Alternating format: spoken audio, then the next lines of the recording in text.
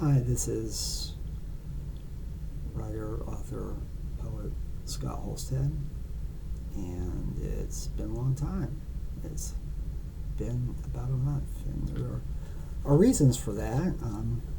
If you follow me anywhere else, Twitter, Instagram, etc., my website, you'll know that I have had some ongoing extra health issues the past few months. And last month, I had to have some emergency surgery and was in the hospital a couple times. And this month, I had some pretty major planned surgery on the 15th. And it's been a hell of a damn month, to be honest, for some of the reasons. And I don't mean that in a good way at all. But I had to have my right shoulder and arm surgically repaired, rebuilt, whatever, rotator cuff. They actually, I guess, cut out my bicep, which was shredded, and did some other things with the ball and whatever. And in the meantime, the month before, had to have surgery. Yeah, that's gross, isn't it? On my thumb, they actually technically removed a very small part of it, and I was worried, and still am actually worried, that I'll lose the thumb. I don't think they did a very good job, and so essentially my entire right side has been impacted for a while now, and will be for weeks and months to come, to whatever degree. I'm wearing a whatever. I'm wearing a thingy that makes it impossible for me to do anything with my right side. So I haven't really been able to write or email or blah blah blah. I really haven't been in the mood to do a whole lot. Just not feeling good. But I have missed engaging with people in whatever way that could be, and I've missed creating. I try and do a few little, funky haikus here and there. I really can't type or write much in terms of being able to write, stories or stuff, or even emails. But another reason why I'm finally getting around to doing this, the last one I did was on January 1st, is because I have a new camera to go with my new system, a new camera to replace the old camera, which I wasn't happy with. And so I'm testing it, and I've been testing the audio and video, and I think it's a lot better than the last one I had been temporarily using, and I hope that will be reflected in what I'm going to try to do. And I just want to make my, if you will, I guess, reboot fairly easy and casual. If you've seen any of my videos, I started doing these only in October in support of the release of my newest book of poems, which was published in October, Surviving Immortality Again. But while I've read from that book and others, I've also been, which is, as I said, poems, my first book to come out in a long time, so it's been very exciting. But I also write other things, and you know that. I've read short stories, and I've read, I think, some nonfiction and other stuff.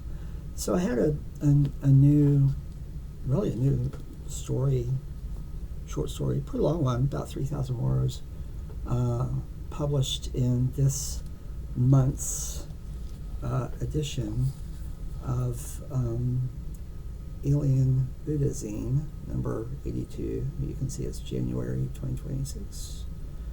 And I was a late edition, I think. But my story is second in this roughly 180 page, 160 page volume about standard size for their monthly journals.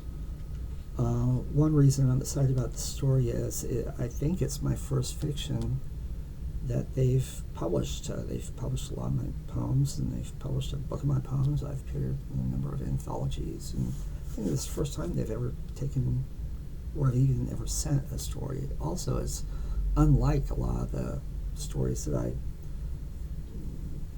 often get published, which are sometimes genre, noir, crime, thriller, horror, sci-fi, or just really patently, deeply fucked up and offensive, because people like that. This is, I don't know, I guess I would call it kind of literary fiction, for lack of a better word, which kind of goes against my grain, but I just wanted to do something different, and I did. It's hard for me to grab things, it's hard for me to do things, obviously, I tried to make that clear, but, since this issue came out, now, and since this story is in this issue, I literally can read, hopefully, from this book, I'll go pretty smoothly, although I have to put my sad reading glasses on, and look dorkier than usual. But if anyone sees this or hears this, I'd be interested in any feedback on the story, because it's, if you've read any of my stuff on in other publications, whether it's crime or drama, or whether it's horror, or whether it's just raunch, this is very different, and I'd be curious if this resonates with people or what. So I'm just going to go ahead. I titled it Great Line. Wait, what? You can see I'm holding this up in part because I'm still trying to get used to this camera and the fact that I can't hold things straight. But I'm hoping that this will work out, and I hope that I'll be able to get it up. I had problems with YouTube on a video last month that were bizarre and unexpected and made no sense, and so I'm just going to do the usual thing I've always done in the many months I've been doing them, and ideally this will just be pretty smooth. And again, would love to hear if anyone has anything to say about the story. It's different for me. I like it. Editor may have liked it. Maybe somebody else will, or won't. We'll see. All right, Great Line. Wait, what?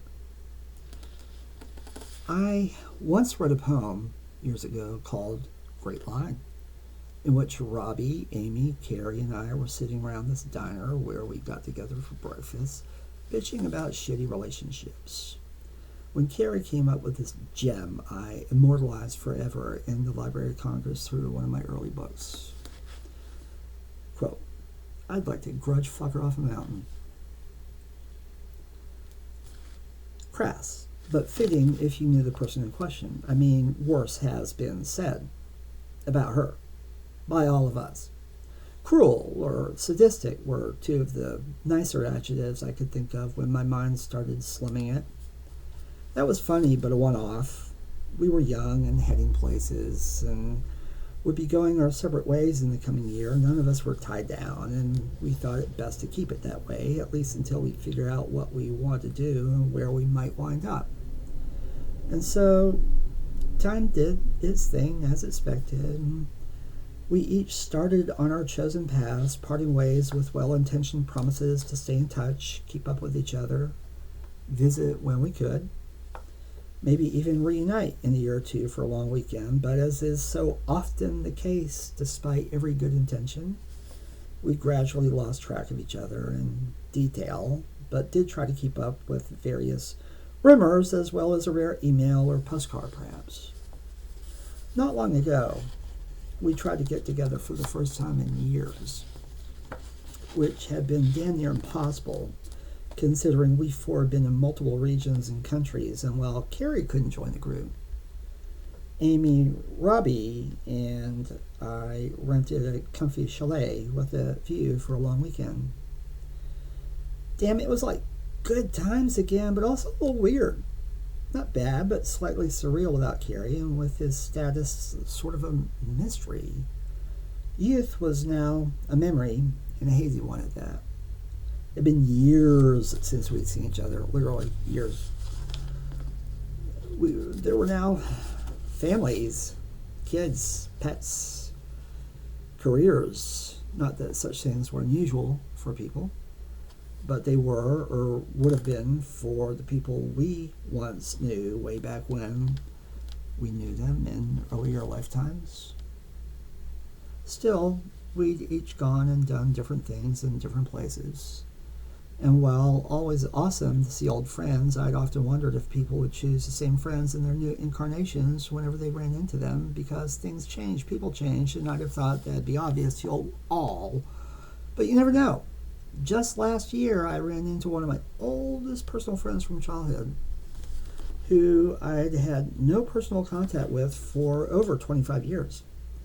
Things went bizarrely south fast when they found out I did not have the same religious and political beliefs that I did when I was 5 years old.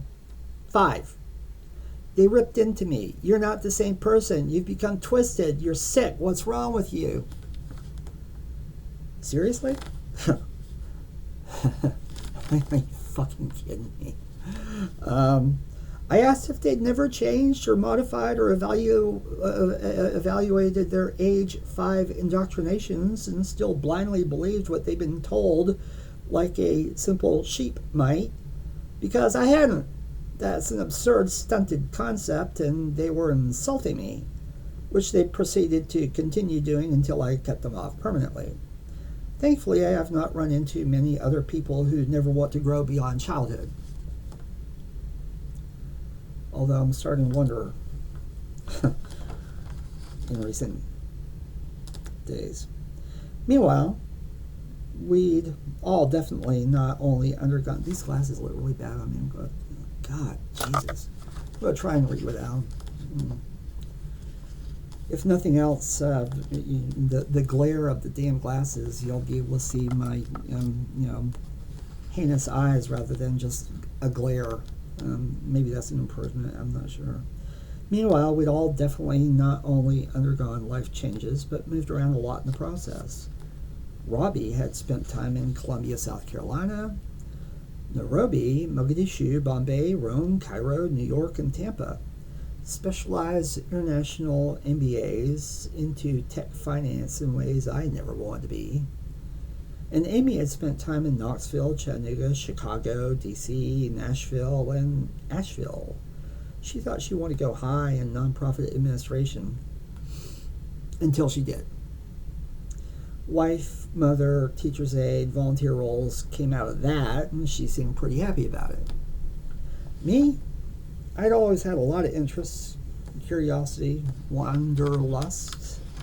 Some of the places I'd spent time since we'd split up included Atlanta, D.C., Philly, Tempe, Phoenix, Houston, Long Beach, Beverly Hills, L.A., Koreatown, Glendale, Knoxville, Oak Ridge, San Jose, Fulton, Whittier, Cincinnati, Nashville, Savannah, Seattle, and Jacksonville, Charlotte, Pittsburgh, Chattanooga, and more, many more. I'd always dreaded the common question, where are you from? Because I never knew how to answer that. Tell them a childhood place where I graduated from high school or got my first degree, where I lived the longest continuously or collectively. Begging off seemed best. But the worst question was about my work. What did I do? Even harder to explain.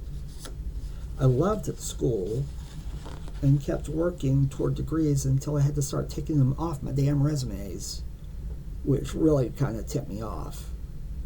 I worked in fields that I studied for, fields I also had no knowledge, interest, or experience in: blue collar, white collar, communications, engineering, technology, advertising, marketing, publishing, retail, project, program management, defense, security, academia, counseling, consulting, science, and more. I specialized in a few things, but really thought the best description was that I knew a little about a lot and a lot about a little. I thought I could and should be able to hold my own in most professional discussions on most topics, period, and I usually did. Still, you can't tell an average person asking a basic, polite question all that, so I usually said I have a lot of interests and experiences, but essentially I've been a professional writer most of my life. I won't go into the frustration of trying to justify that when they'd never heard of me or read any of my books. That's a totally different story. But what about Carey? He was the mystery man of the moment. His dream had to become a lead writer for SNL, though I thought he was a much better musician than comedian. I thought the guy had no humor whatsoever. We all thought he was a little, lacking in self-awareness when it came to that aspiration. I asked the others at the bar we'd adopted, where'd Carey go anyway? New York? He wanted to wind up with SNL, just seemed to drop out for a while, or I don't know, maybe prison? Amy said she heard Carey had instead stolen Andy's girlfriend, who waited tables at Ruby Tuesday on campus, where we all gathered together for cheap beer every week, and head off to Atlanta. But true or not, that was a long time ago. Don't know what happened to them, but they apparently didn't last that long, so where the hell did he go? And where was he now? No one had heard. I told the others I had to go look some stuff up, make a couple calls, and I'd meet back with them in an hour or so there at the bar.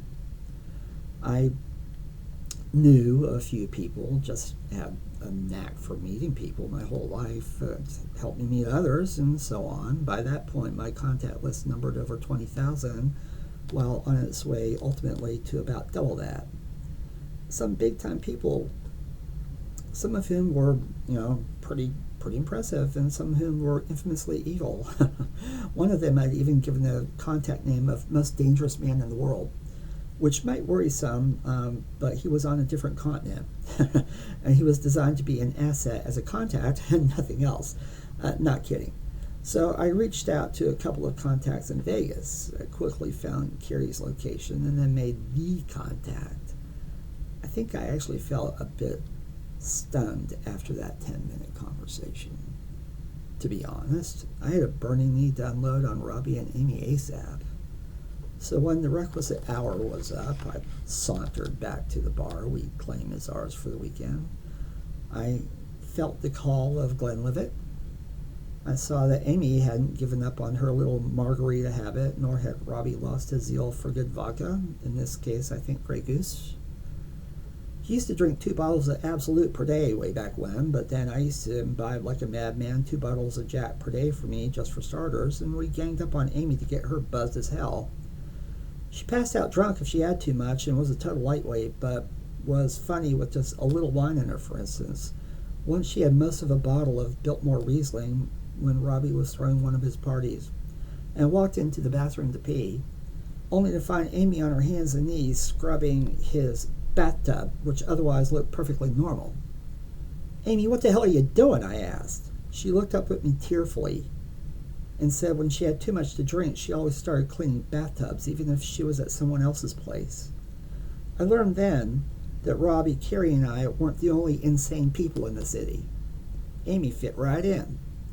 I said I could give her the name of a therapist, and she stuck her tongue out in response. Anyway, sat with our cocktails, sitting in the bar's lounge. It was time to spill, and I started. Well, apparently, Carey's been out west for years. In fact, he and I were in LA very near each other around the same time for about 5 years. We missed each other in Los Feliz a lot since we both hung out at the Dresden Room. The Dresden Room is a big damn place and made famous in the movie Swingers. It was always packed. If we both been going there, it's plausible we might not have bumped into each other, but it seemed far more likely we'd been wedged into a big circle booth with strangers and he'd have been one of them. But moot point, right? I was forced to admit, too, though, that we may have missed each other because of that unfortunate incident of mine in Pasadena that cruelly cost me my freedom for some 8 months or so. Of course, naturally following on the heels of that year-long breakdown. So 5 years, yeah, but I was perhaps only available for maybe half that time. And at the rate I moved around and no knowledge of his presence, hey, LA is a big damn fucking place, and it was far more likely I'd run into Heidi Fleiss than an old friend from back home by 20 years. And as a matter of fact, I did run into Heidi Fleiss, actually. That's another story. I continued. You'll never guess what he's been doing. He's a damn playwright, going broke with his own community theater in Silver Lake. Didn't occur to me I might have to tell them what Silver Lake was, which I did, just a detail. But wait, here's the kicker. You guys remember his infamous line about that bitch back in the school he hated so much? We all did? Where he said, I'd like to grudge fuck her off a mountain, and I wrote about that in one of my early books. Hazy memories in most cases, some initial mumbling, but she'd been largely unforgettable, an intimidating classic ball breaker, could even make grown men cry, that sort of thing. But the others remembered. Amy had been terrified of her. She actually got arrested at a club for underage drinking one night rather than be forced to let her drive Amy home. I might have chanced it, but Amy was a timid type. Now, it was time to drop the hammer. I expected some initial silence, and then who knew what? Well, you two hear this. Some years ago, Carrie fucking tracked her down. Of his own volition. Paid someone to find her. And not only did he not kill her, he apparently lost his mind and proposed to her after eating too much at Roscoe's Chicken and Waffles. I'm not sure which location. She freaking accepted, but more shocking, he didn't change his mind and go get on any flight he could when he woke up the next morning, and they've actually been married for 12 fucking years. I had some of his damn mind. And you know how he was, still is, I guess. Said she had the perfect pussy and some weird shit about dedicating his life to serving it, and its owner, his master, his wife. Jesus, she got to him. She Jim Jonesed him. Hell, he didn't grudge fuck her off a mountain. He took a damn swan dive off it, planted himself face first, and never came up for air. That is where he's been all these years. And the truly fucked up thing is, he is a broke artist while she's making bank with a sweet government job. When you told me what she did, I assumed it was in something like interrogation for black ops or psyops or some such type of, I don't know, an executioner maybe. For a state that still had a death penalty, man, come on. Both of the others joined in on agreement. Robbie said he pictured her as a mere lobbyist for tobacco or big pharma. Actually, maybe more like fentanyl or something like that. Amy ventured that she could picture her in some head prep school administrative role, spending her married days trying to steal the wealthiest of her parents' students. I got it. I really did. I hadn't bothered relating a few of my own stories with her, not the arrests or the S&M dungeon shit or anything. Why bother? It was a long time ago. It was all about Carrie anyway, wasn't it? I moved on. This will come across as the ultimate mindfuck for all of us, I think.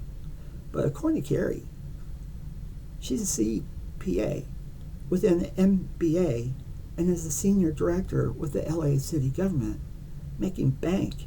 Now also a fucking God-fearing Catholic, though I hadn't heard about Cardinal Mahoney running off to never be found again, which may actually support Carrie's assertion that she'd changed, calmed down as a fun companion and breadwinner. When he told me that, I replied, damn, Carrie, that's the craziest thing I ever heard. Don't you miss the excitement? The fear of another sexual crucifixion? The anticipation of whether she'd make you suffer and bleed horribly or instead subject you to at least 3 heart-stopping orgasms on any given day? I thought to myself, Carrie's gone soft, man. Like in his brain, especially. But a few more minutes talking, and it seemed like he'd simply aged and matured along with her at that, or despite her. All was not lost yet, though. he still remembered when we partied with the Red Hot Chili Peppers back when they were starting out. And he proved he still remembered the lyrics and could still sing their old classic Catholic school's rule. Naughty song. Exciting. We jammed to it religiously back then, especially with some Catholic girls that we found. I remember he told me because, she'd become a Catholic. I mentioned this to him and asked if Catholic girls, schoolgirls, still ruled. Carrie's reply, most motherfucking definitely. We three were silent for a moment after that, and then raised him high for a necessary and deserved toast to Carrie, who had apparently won without ever having to grudge fuck her off any mountain. And that concludes my story, which for me is an unusual story, and one of the more mainstream, from me, you'll ever find. Thanks to anyone who made it through this far longer video than I wanted it to be, but I did try to stick to reading it. I hope someone may have found it engaging or interesting. In any event, I don't have the lingo down. I'm not sure I ever will. This isn't my profession, this YouTubing thing, nor will it ever be, nor do I want it to be. I like, reading a few things here and there, and welcome, anyone to comment. Would love to hear what people may have to say.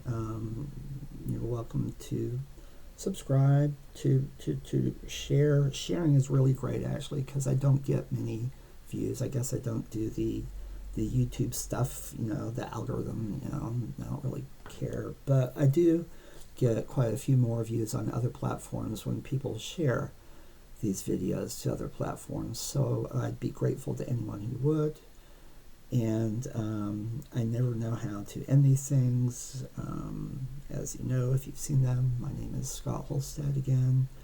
My website is hankrules2011.com. If you are interested in me or my work, you can find me pretty much everywhere. You can Google Scott Holstad, Scott C Holstad. You can append author, writer, poet, quotes, whatever, after, and sometimes come up with more interesting results. You'll find my newest book and some older books on Amazon. You'll find over 100 attributed to me on my Goodreads author profile. And I'm going to stop now. And it is the beginning of a new week, nearing the end of January. The world is crazy, we all know that. I wish those of you watching safety, security, happiness for those who can attain it. And I appreciate anyone who stuck it out, and I'll catch you next time. Thanks so much.